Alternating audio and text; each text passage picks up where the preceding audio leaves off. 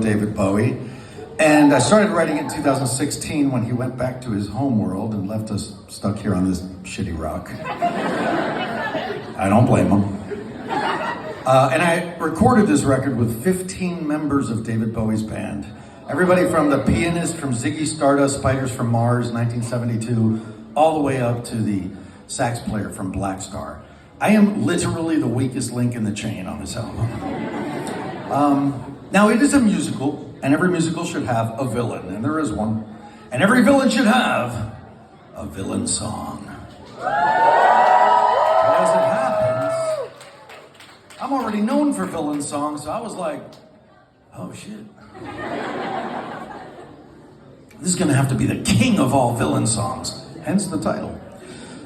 So, I don't know if you know this, but if you go to YouTube and you put in Voltaire and Disney, you will get not one, not a dozen, but literally several hundreds of fan-animated videos where people have edited together footage of Disney villains to my very first villain song ever, a song by the title of When You're Evil. And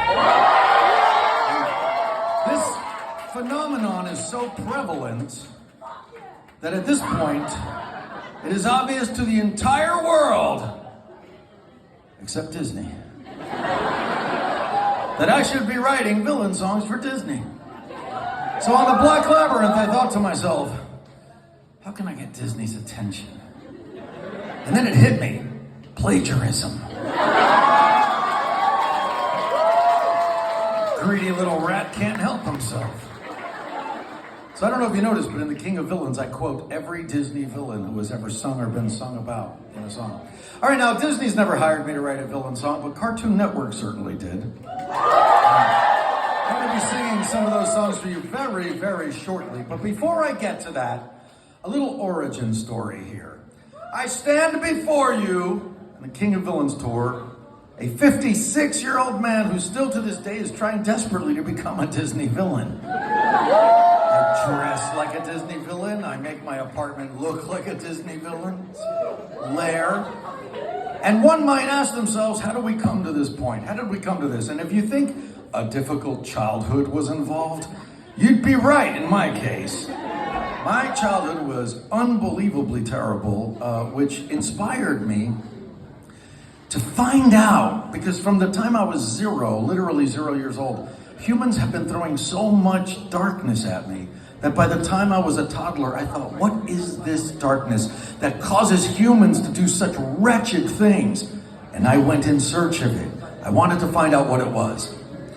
But I must have taken a wrong turn because I ended up going down some other rabbit hole and found this other kind of darkness. Instead, what I found was like vampire movies and love for Halloween, gothic music.